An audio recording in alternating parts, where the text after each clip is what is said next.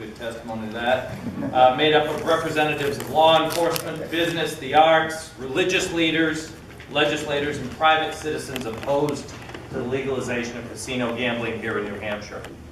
Representatives of these groups are here with us today. You're free to talk with any of them and all of them afterwards. And Representatives Dave Hess and Mary Jane Wallner will join me at the podium in a few minutes. On Wednesday of this week, the New Hampshire House of Representatives will once again debate and vote on the legalization of casino gambling. We're asking them not to push the panic button, but to take a long-term view of what is in the best interest of the state of New Hampshire. There are many reasons casino gambling is a bad idea. You've heard them from me outline them time and time again. And I know Lou D'Alessandro likes to say he's introduced the bill 16 years ago and he's getting older. I'm so old I remember when Lou ran for governor as a Republican. One of the chief reasons, and I think it's good to remember some history, over the last 40 years, every attorney general has opposed legalization of casinos every time a bill has been introduced. Casinos do nothing to add to the sense of community, do nothing to cut crime, and certainly there's a lot of statistics and evidence that they are bad for our sense of community and certainly add to crime. Two, the second reason, with the licensing of casinos in Massachusetts, including one just north of Boston, it's very clear that if we have a casino in Salem or elsewhere in southern New Hampshire, it will be primarily a convenience casino patronized primarily by New Hampshire residents who live within a 30-mile radius of the facility. It is not going to be a source of new revenue for the state of New Hampshire. Rather, it will only divert discretionary income and discretionary dollars from local businesses in the area, the surrounding area, to that casino. Those local businesses, by the way, recirculate their profits into the local economy. Casino profits end up in Las Vegas, where corporate ownership is headquartered. The casino in Salem, or even worse, in Loudon, will directly undercut arts and community organizations like our Capital Center for the Arts here, the Palace Theater, the Verizon Center, and others. The third reason is the legalization of casino gambling will destroy New Hampshire's family-friendly brand, which we have taken decades to build. Here's a new one. In the gambling industry, it's well known that over the long run, the house always wins. When any bet is placed or slot machine is activated, the odds of winning always, not sometimes, always favor the gambling establishment. The same is true in the bigger picture of who wins the casino revenue game. And that's where our wheel of misfortune shows this. The gaming company wins, the community where it's located may win, but the citizens of the state lose. In this case, the house that wins big is not the New Hampshire House of Representatives. It's not our budgetary needs. It's Millennium Gaming, which owns a stake in Rockingham Park, and if casino gambling is legalized, they will be the big winner, along perhaps with Salem, over every other community in the state and every other business. Millennium wins, maybe Salem wins, but how much would the state of New Hampshire win? Not very much. I'd also like to point out one of the things I said when I testified before the legislature is that when you have a monopoly or a duopoly in any interest, they tend to have undue influence in our political system. Nothing inappropriate, nothing illegal, but undue influence. Just like back in the 70s when the tract was almost 20% of the state's revenue, and the legislature did whatever the tract needed. Some of you are aware that the interests supporting the tract have been out with a telephone poll which calls up citizens in New Hampshire and asks them a question. Are you in favor of more jobs and more revenue from a casino? If that isn't a misleading question, I don't know what is, but if you say you are in favor of it, then you're directly connected to a representative in your area and you're allowed to express your opinion.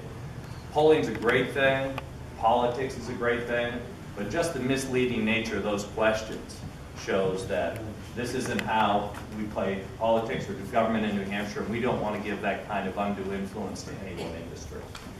With that, I am going to introduce Representative David Hess next. Thanks. Thank you very much, Steve, and I can't say it's a pleasure to be back. What I will say is that indeed the casino fairy is back, and she's spreading her casino fairy dust across the length and breadth of New Hampshire. Revenues from casinos have been identified clearly as cyclical, speculative, exaggerated, and unreliable. In Maine last week, the casino in Bangor asked for a 38% real estate tax abatement because their revenue has dropped 13% in 2 years. Delaware was getting a bailout from the Delaware legislature last fall to the tune of $46 million for their 3 racinos because they were losing money due to the competition. We all know that Atlantic City is down some 45% since 2006, and Connecticut has dropped roughly in half in that same period of time in terms of revenues to the state.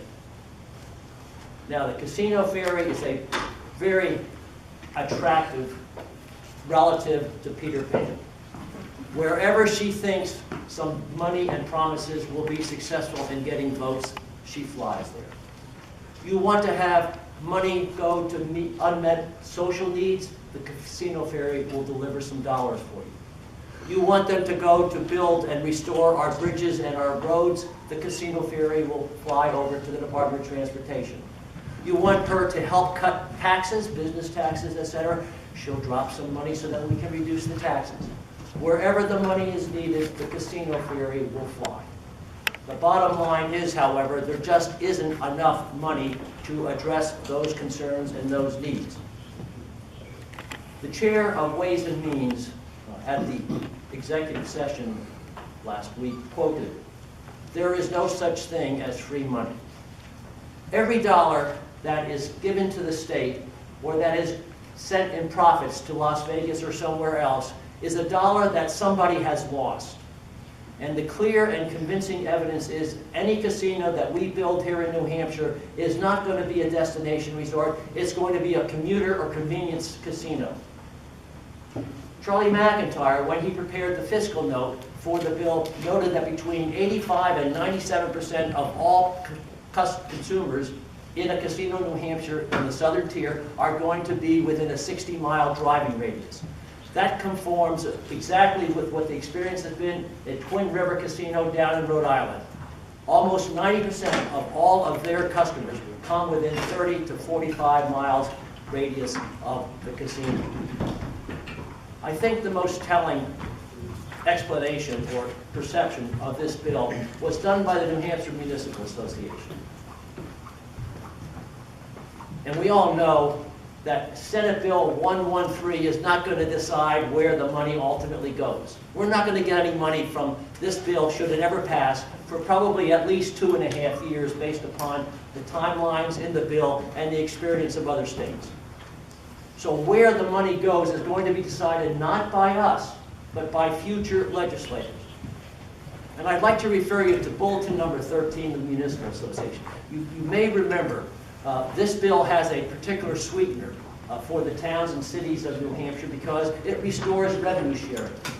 You may remember we created revenue sharing back in the 70s, then we took it away about 4 years ago, and it was offered in the last casino bill. Of course, it didn't pass.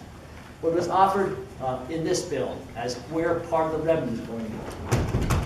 This is what the Municipal Association called the bill in their bulletin. Casino bill promises revenue sharing, and I quote. Or the subtitle is, "Fool me once, ...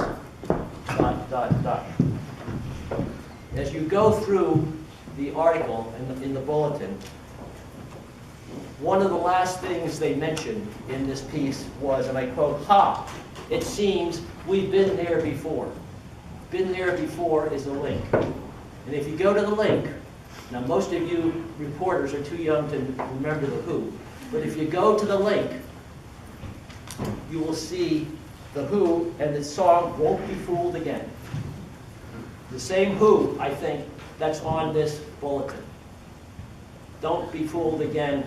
There isn't enough money to go around, and what money there is speculative, exaggerated, and unreliable.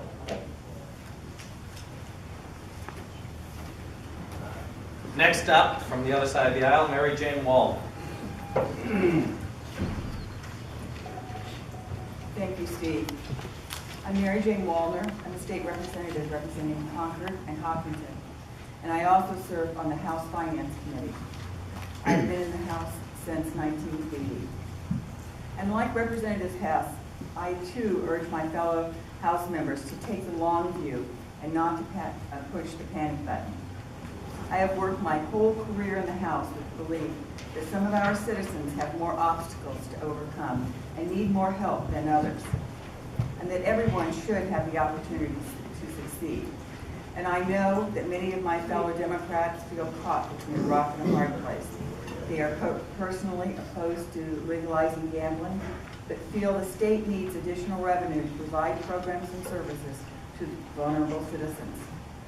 I understand this perspective, but from my experience, it's clear that any tax revenue our state may gain from casino gambling will be offset by additional crime, addiction, and other social costs, and losses to our local businesses. We have asked ourselves, does it really make sense to trade one group of vulnerable citizens by creating another group of vulnerable citizens? The other point I want to make today is that there is no guarantee the casino tax revenue will support the parts of the state budget that many of us might hope it would support. There's nothing in Senate Bill 133 that stipulates that casino tax revenue is dedicated to funding for health and human services, for example, or that the local revenue sharing sweetener that was placed in the bill can't be taken away by future legislatures. I have served in the House for nearly 35 years. I don't believe for a minute that over the long term, this tax revenue will end up where my fellow Democrats hope it will. It will not arrive in time to balance this budget, and who knows where it might end up in the next budget. The New Hampshire lottery is often held up as an example of the benefit that expanded gambling offers New Hampshire, specifically because the lottery benefits education. What most have forgotten is that the New Hampshire Constitution was amended to ensure that the revenue from the lottery is dedicated solely to education funding and can't be diverted. Otherwise, it would have been swept into the general fund a long time ago and used for the emergency of the moment.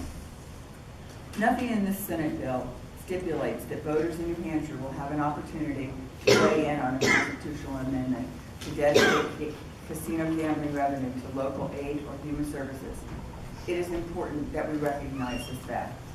Again, I too am concerned about the state budget and state finances, but I urge my fellow House members to take the long view and not push the panic button on Wednesday. The cost of casino gambling outweigh any potential benefits. I would be happy to entertain any questions.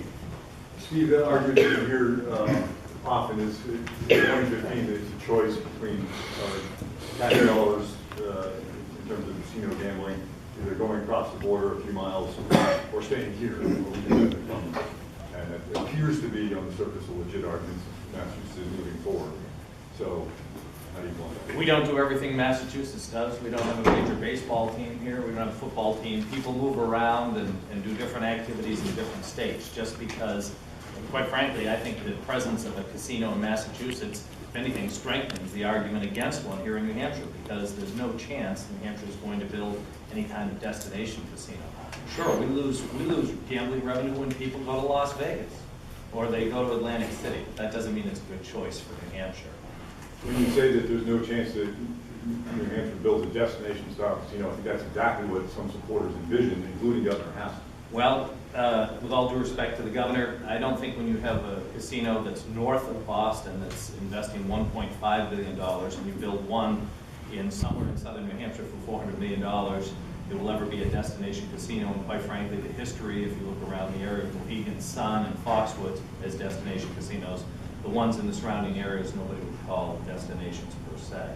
So I don't think that's a good argument. And going back to a point that Mary Jane Wallner made, that we think that we've got this terrible choice between enough revenue and people who want to solve problems in New Hampshire, and that this is this year's panacea. Look back 2 years ago. 2 years ago, the governor said that we couldn't balance the budget without the casino revenue and made it part of her budget, her inaugural address. And then 6 months later, there was a budget passed with all 24 senators from both parties, which the governor praised as not only bipartisan, but one that very adequately met the needs of the state of New Hampshire. Every 2 years, we get this argument, as Representative Wallner pointed out, even if the bill passed, it could be 2 to 4 to 5 years before New Hampshire saw any revenue. And just to tee one up for you, sir. Josh, I love you, man. The governor has said repeatedly that she would support a single license destination style casino, high-end casino.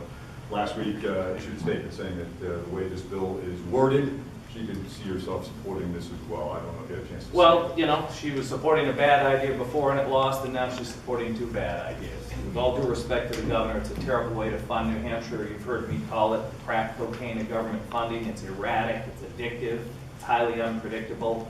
When you see just a few days ago, Maine, which the proponents of gambling have held out as this great example of our neighbor to the east we should look at, now that the local casinos there are asking for tax breaks already. We see it all over New England. It's an oversaturated market. It's going to see a lot more with the casinos in Massachusetts. It does all the bad things we've mentioned. It's a terrible idea. Just because the governor's doubled down on it doesn't make it any better. Tough battle. I want to give thanks and tribute to all the groups that are back here. We have an army of volunteers taking on the most highly organized, highly paid, single-issue lobby that's ever been in the history of the state of New Hampshire, using tactics like phone calls that say, are you in favor of motherhood apple pie and more revenue for the state? You must love casinos. So it's been a credit to the depth of feeling from everything from law enforcement leadership to churches to arts organizations that we quite frankly do as well as we do. So we'll see what the vote comes down. We're going to keep working right to the end. I think the strength on our side is that we've made our arguments based on facts and nobody has a vested interest here. We're not from one town, Salem, that's a winner and everybody else loses. We're not from the gambling industry. We're here because we care about what the future of New Hampshire looks like. Do they have on their side the debate over the House budget? I mean, we see popular programs like Service Link and substance abuse grants not funded, and this is an opportunity perhaps to fund. Same argument we heard 2 years ago. The House does its work. The Senate has better indications of what the revenue are as the year goes on. And I have faith that the legislature can put together a budget. You know, I can remember this, and this hasn't changed in 40 plus years. My first term in the House, there were more good ideas and more worthwhile causes to fund than we could ever fund, regardless of how much revenue. Nobody comes to the legislature and says, I don't need any money, I don't need this program. Those are hard choices. That's what we pay them the big bucks for. And they do a great job. And the best proof of that, I mean, literally 2 years ago, not only did Governor Hassan put the gambling revenue in her budget, which thankfully she didn't do this time, but said the state could not fashion a budget that would meet the basic needs of the state of New Hampshire. 4 months later, she was praising it as a great budget. We're getting the same cry wolf concern again, and you raised that in your question, but I think the legislature will do a great job. They'll have a better idea of where revenues are, and I have faith they can do this without getting hooked on gambling. And remember, no state that's passed it has ever gone back. This is a choice that will affect the state of New Hampshire for the next half century at least. And just one more, if you don't mind. You brought up not having a vested interest in this, and you pointed out Salem, polls indicate Salem people want it there. And statewide, for that matter, polls indicate that the majority of residents are in favor of it. How do you tell them that you know best? Well, if you look, that's a very good question. I bet I could even get Mary Jane Wallner to support Jeb Bush for president if I phrased my poll question correctly. I know that might take a little bit more work. But the point is this, if you ask, and I ask my friends, do you mind casinos? They go, oh no, I went to Vegas once, I had a great time. They say, then you say, well, why would you like it? Well, it'd be great non-tax revenue for the state. And then when you go into the details, well, what would you think about the casino if it led to more crime? What would you think about a casino if it started to hurt the restaurant industry in southern New Hampshire? What would you think about a casino if it meant that we lost the Capitol Center for the Arts or Meadowbrook up in the lakes? And they go, wow, I didn't think about those things. What would you be in favor of a casino if you knew that every attorney general in the state of New Hampshire had been against it and the police chiefs were against it, and the council of churches were against it. When you give people the context and the facts, I think the polling would be very different. It takes more to explain that than it does. Do you like the idea of thousands of new jobs and hundreds of millions of new revenue? And if you say yes, you're connected to your state representative.